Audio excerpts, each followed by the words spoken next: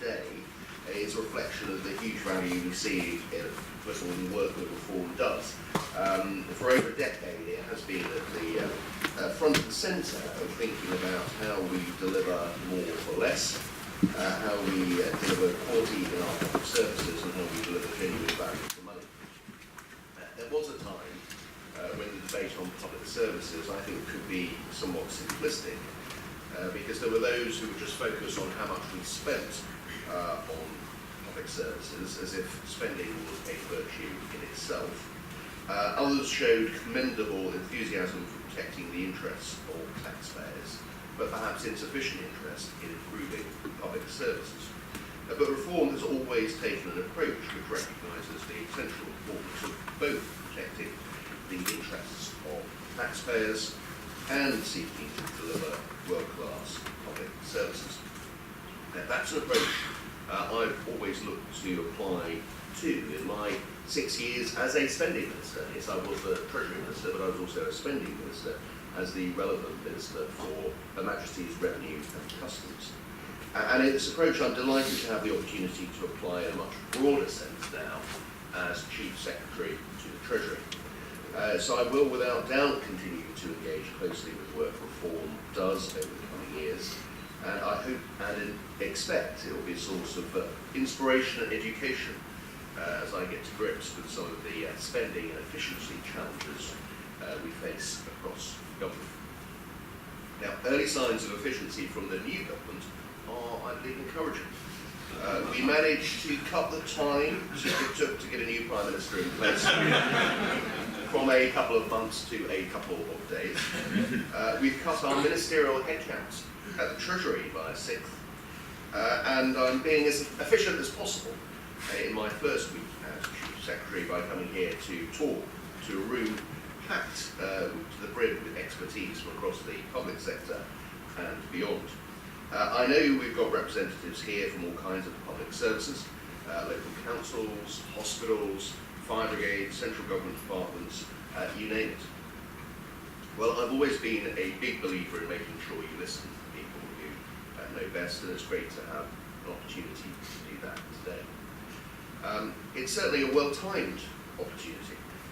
We've got quite a new ministerial team in place across government, and they'll be bringing fresh eyes to the way their organisations work. It's an opportunity to step back and ask fundamental questions, like what scope there is for reforming the way we work. How can we save teams time, money and effort? And how can we really get the machinery of the government firing on all cylinders?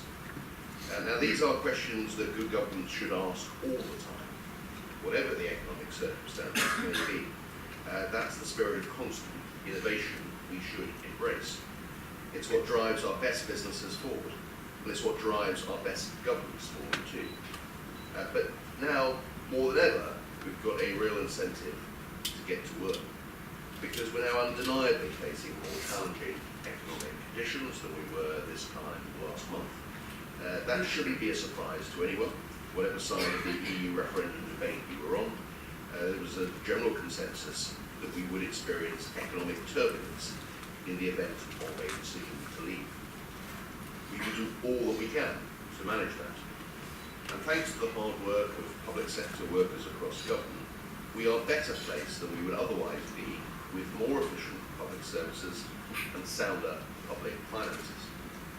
We have been fixing the roof while the sun was shining, and now it's definitely the right moment to go out, find and seize new opportunities to get our organisations in top working order.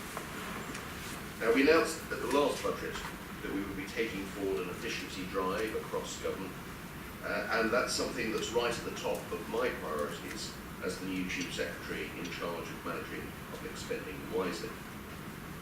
It's something I've already highlighted with my ministerial colleagues, but let me be clear, this will be a different kind of exercise to the times when we've needed to make immediate in-year cuts.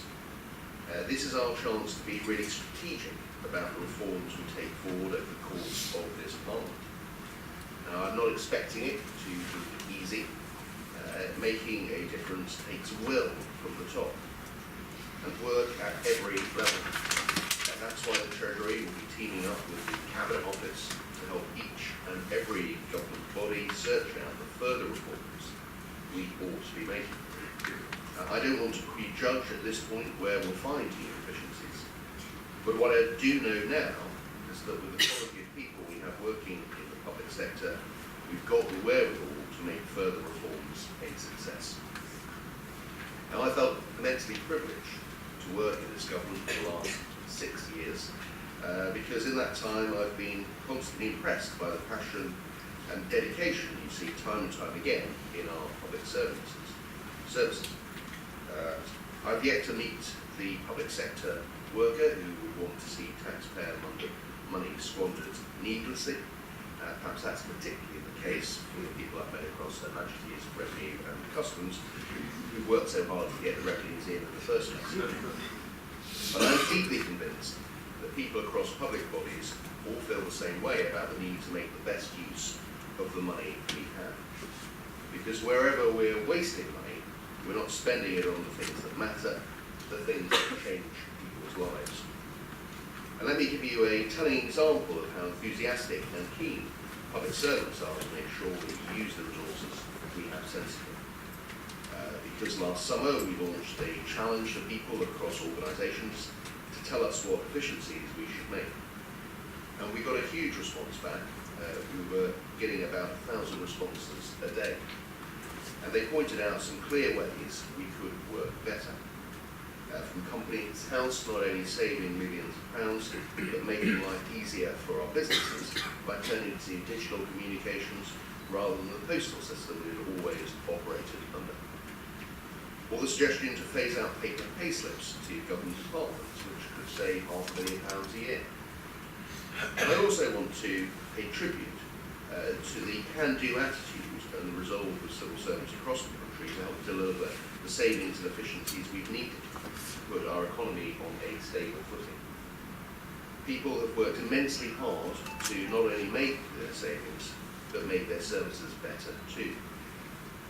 Look at the introduction of the gov.uk website. This took a lot of effort. There's over 300 agencies and government organisations consolidated over 685 websites onto a single platform. Not only helping the general public by providing a one-stop shop for government information, but saving over £60 million in the process.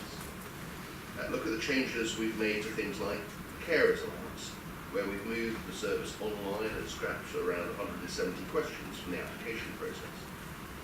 Or brought in similar digital processes to help people register to vote, making a lasting power of attorney or book a prison visit.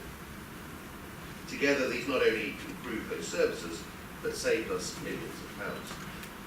We've also been reforming the government estate, selling the space we don't need, an area bigger than the entire state of Monaco, to generate around £2 billion in capital receipts.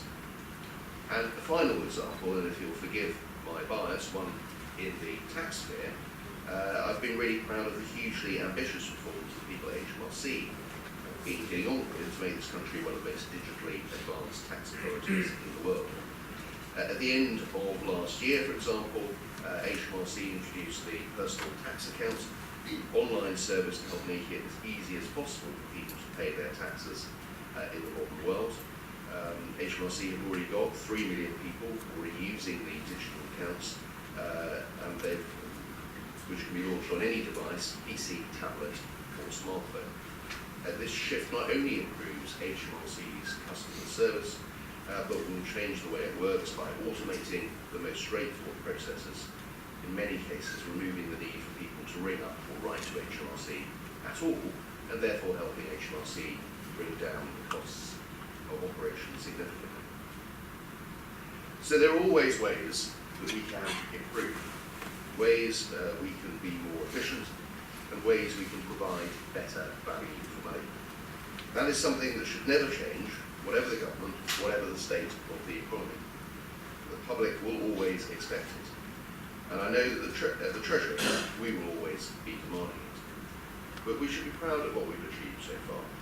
And we should be confident that we've got the talent, the skills, and the will across the public sector to keep making some significant reforms and savings in the future.